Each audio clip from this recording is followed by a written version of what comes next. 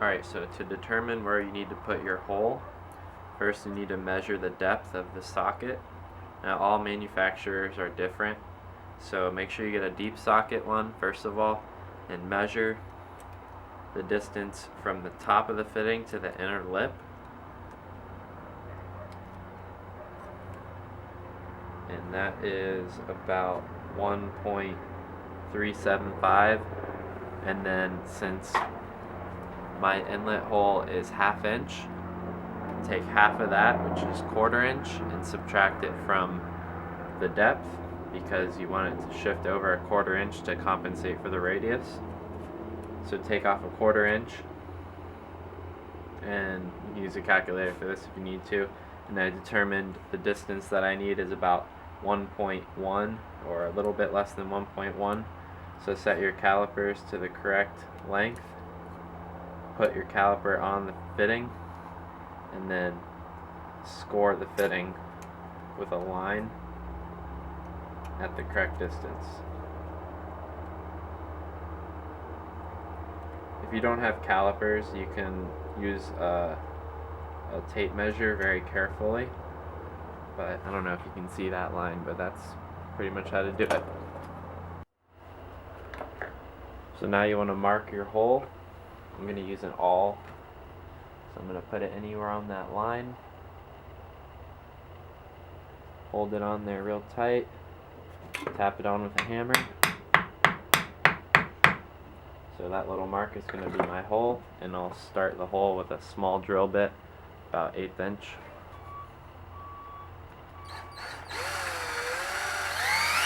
Get a little bit bigger drill bit.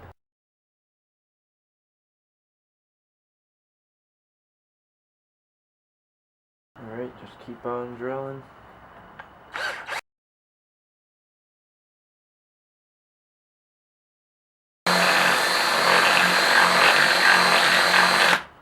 Now if you have the proper size bit, by all means use it. I just don't have the right size to tap 1/4 inch threads. Also, if you're not going to use a tap, just go ahead and put a 1/2 inch hole and thread the nipple right into it, and that'll work just fine. You don't need to worry about tapping in it if you can't.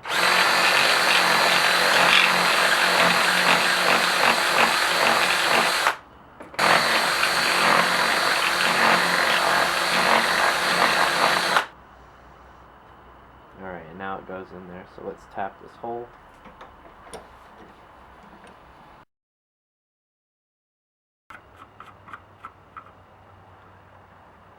Alright, there's your air inlet. And that is perfect because that lip is still there to catch the little bit of pipe that we're going to put down there. Hasn't passed over that, so that's perfect. As close to that lip as you can get it without it touching the other side. So now you can take your bushing that you filed and test fit it.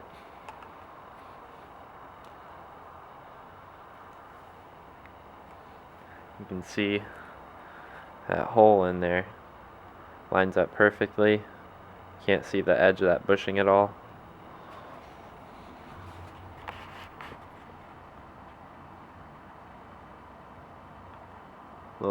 Little bit of adjusting, and then we can tap a little bit off the inside of that bushing.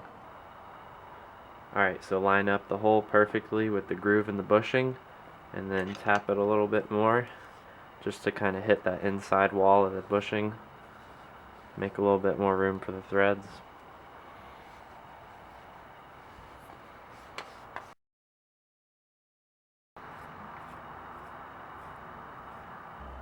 So now you can kind of see some little threads on the inside where we filed it, so that's perfect. So now we need to cut this little inner ring. It's going to be just a tad over 0.3 inches of 2-inch pipe.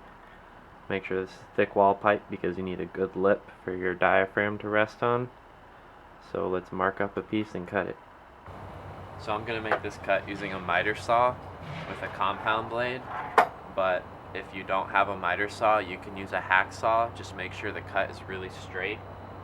To make the line straight, take a fitting and slide it over the pipe and use that as a reference. Trace the line all around, make sure it's the right length, and then use a hacksaw and cut it out really slow, rotating the pipe as you go. That's how I made my first horns, and they worked fine. But I'm just going to use a miter saw now because I can. So go ahead and make your 0.4 inch cut.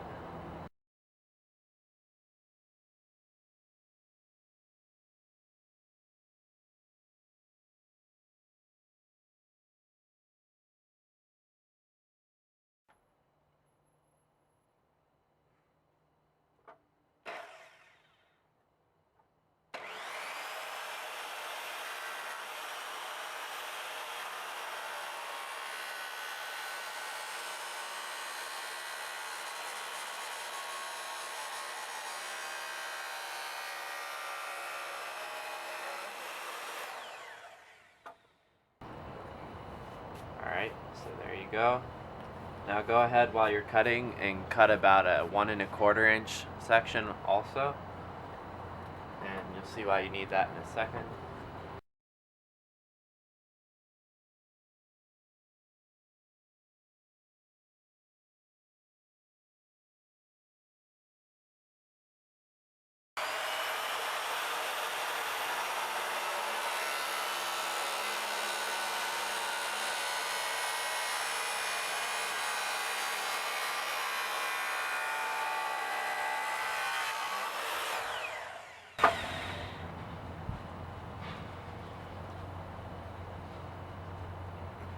Alright, there we go. Let's go back in the garage and put these pieces together. Alright, so after you cleaned up your smaller ring, the one that's about 0.4 inches long, make sure it's really flat and smooth. And if you have a side that's smoother than the other, face it towards the back. So I just have a couple sharp edges on mine. I'm going to take off with a razor blade, because you want it to lay real flush up against that lip in the coupling. So go ahead and take your bell tube out and find out which side is smoother. In my case it's this side, and face the smoother side up. So put it in, get it started with your fingers. You won't be able to do this with just your fingers, so I have this piece of plastic that I'm not using, and I'm gonna push it in with another fitting.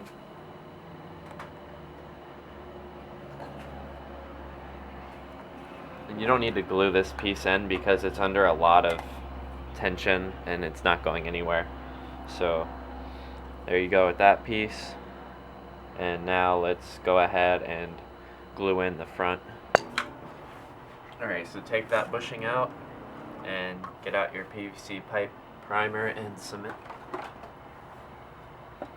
Go ahead and prime both fittings.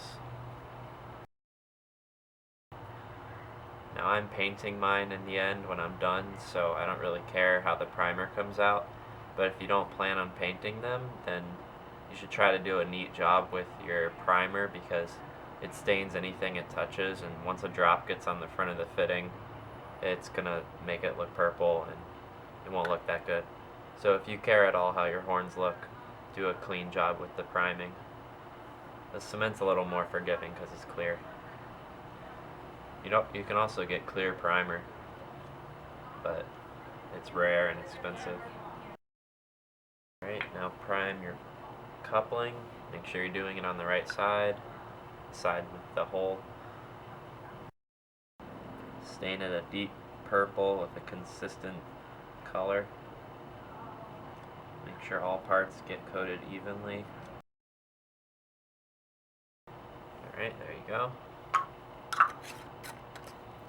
Now, go ahead and first put in your fitting. If you have a 1/4 inch fitting already, go ahead and put that in, because that's going to help line up the bushing once it goes in. So that'll help make sure this goes in the right spot. And now put some glue on the front bushing.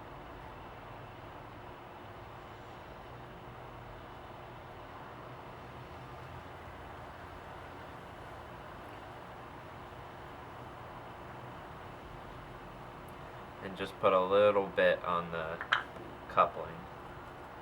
Because if you put a lot, it'll seep down into the other side of the horn, and that's not good. So go ahead and press it in. When you put it in, start the hole at an angle and twist it until it gets to the right position, and then push it all the way in. And then hold it in good in the right spot. I don't know if you can see that fitting lining up with the hole, but try to do that. Now let's move on to the diaphragm.